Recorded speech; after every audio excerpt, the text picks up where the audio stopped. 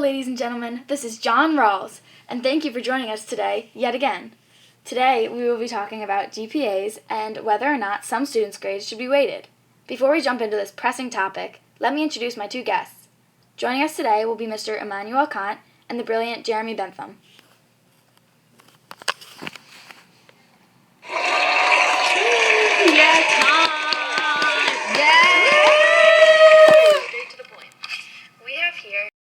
What a warm welcome.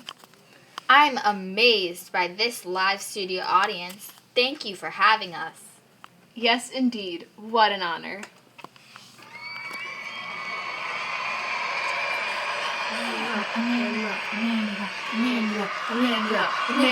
Emmanuel. All right, now that introductions have been made, let's get straight to the point. We have here a very controversial audio clip of two students fighting over weighted GPA, and we are very interested to hear your opinions on it. First, I should mention the background behind the situation. Joey, a freshman in high school, takes all honors classes. Tina, Joey's best friend, is also a freshman, but she takes no honors classes.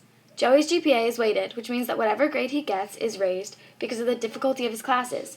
Joey works very hard in school, but Tina's work isn't as vigorous. Does Joey deserve this weighted GPA? Let's hear what they have to say. Man, I am really not doing well in biology. Thank goodness I have this weighted GPA to raise my grade. What's weighted GPA? Since I take honors bio, my grades are raised due to the difficulty of the class. So if I get a B, then it's raised to a B+. If I get a B+, the grade will be raised to an A-, and so on. That's not fair. I also take biology and my grade isn't raised. Well, that is because you take advanced biology instead of honors like me. Joey, that's not fair. I try just as hard as you. I have just as much homework. I can't believe you, Joey. You take that weighted GPA back right now. Take a chill pill, Tina. I can't take back my weighted GPA. My homework is harder than yours, and that is why I can't text you at night. I deserve this, Tina. I take hard classes too. Just because one class is hard for me and not you doesn't mean that my GPA shouldn't be weighted. How do you feel about weighted GPAs? Well, utilitarians always start their heated debates with a cost-benefit analysis. I speak for all the utilitarians when I say that the benefits far outweigh the cost in this situation. Plus, shouldn't people with the same learning level be grouped in the same classes together? They should be in an honors-type class and have a weighted GPA.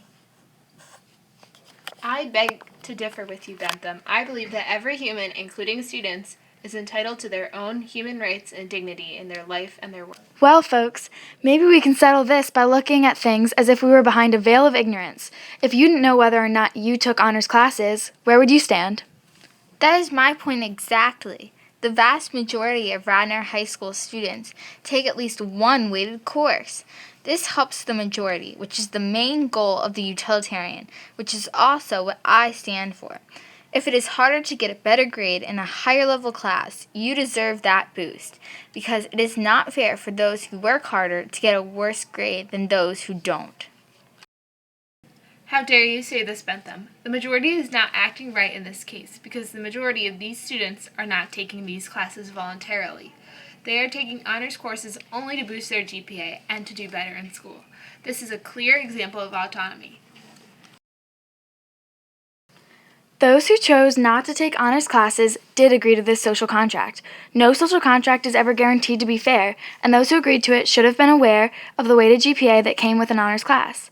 This is a perfect example of John Locke's idea of tacit consent, because those who don't take weighted courses get to enjoy the classes that fit their learning pace, and therefore they have consented to not receiving a weighted GPA. Wouldn't you agree?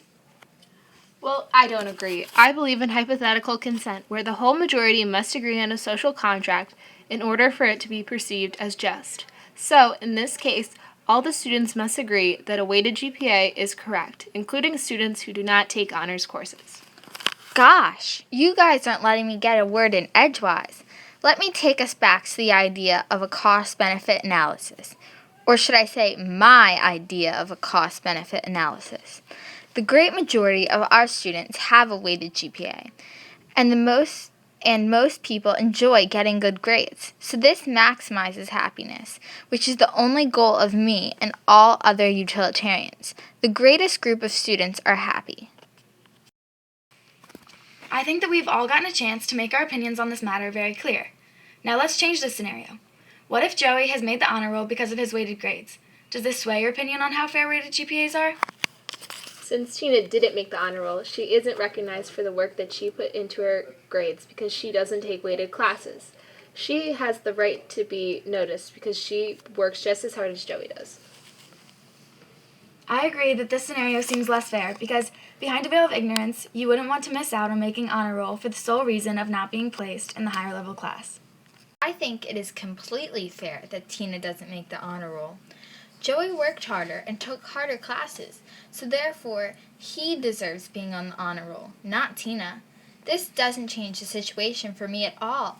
Just because Joey gets a benefit from being in a harder class doesn't make it unfair that Tina doesn't. Again, this maximizes happiness for the majority, those in weighted classes. Very interesting point.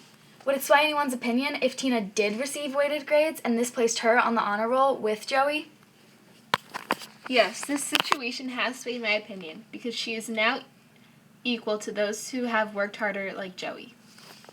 I agree with you completely. In this scenario, it seems that behind a veil of ignorance, you wouldn't want to be taking more difficult classes. There would be no incentive in taking these more rigorous classes if they would receive a weighted grade in any course you choose to take. Tina would not deserve it because she isn't in weighted classes. Why would she deserve the benefit in being in a harder class if she isn't? The only people benefiting is those in less advanced classes. There was no point in taking an honors type course. The logic is completely messed up. Completely. It seems that we've finally reached an agreement. Weighted grades are fair as they are because if advanced and honors classes receive the same weight on their grades, it would benefit no one. Thank you both for joining us today. It was a pleasure having you here, and I'm sure high schoolers across America will appreciate our final decision. Thank you so much for this opportunity. This was an exhilarating experience. As always, the cost-benefit analysis saved the day. We would like to thank our producers, every one of our lovely viewers, and Tina and Joey from Radnor High School for sparking this insightful discussion. We will see you next week with Mr. John Locke. This is John Rawls signing off.